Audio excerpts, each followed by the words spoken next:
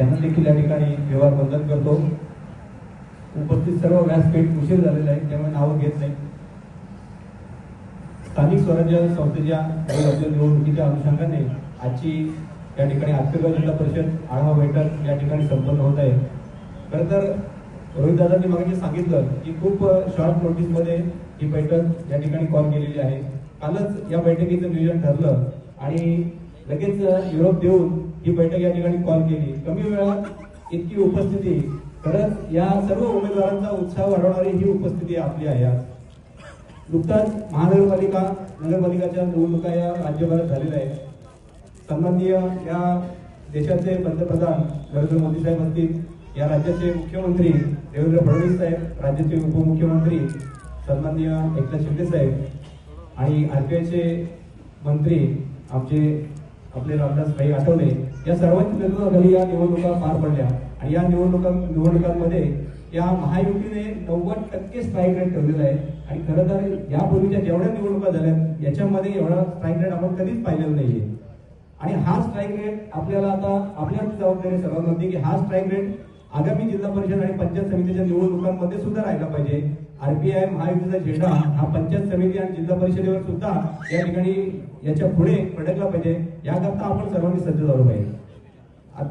वरची नव्याने ज्या पंचायत समितीचं नाव आहे खानाव पंचायत समितीचे उमेदवार विद्यमान उमेदवार आहेत आपले भाई शिंदे साहेब, यांच्याकडे 40 वर्षाचा एक दांडगा अनुभव आहे, राजकीय अनुभव आहे।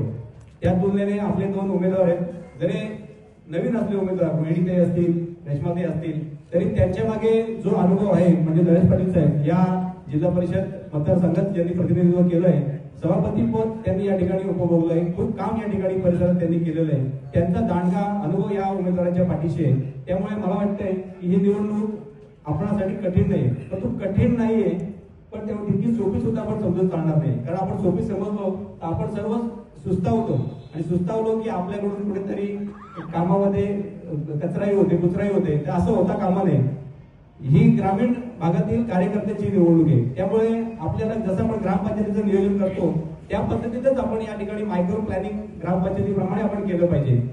उमेदवार आणि मतदार याच्यामधील जो दुवा आहे महत्वाचा, तो म्हणजे बूथ अध्यक्ष, शाखा प्रमुख आणि जे महत्वाचे कार्यकर्ते असतात ते यांनी या ठिकाणी मायक्रो प्लॅनिंग करत नियोजनबद्ध काम आपल्या बूथवरती केलं पाहिजे। बाजूच्या बूथवरती काय चाललंय यापेक्षा माझ्या बूथवरती कशा प्रकारे 51% प्लस बूथ आपला चालेल याकरता आपण अधिकचं लक्ष दिलं पाहिजे।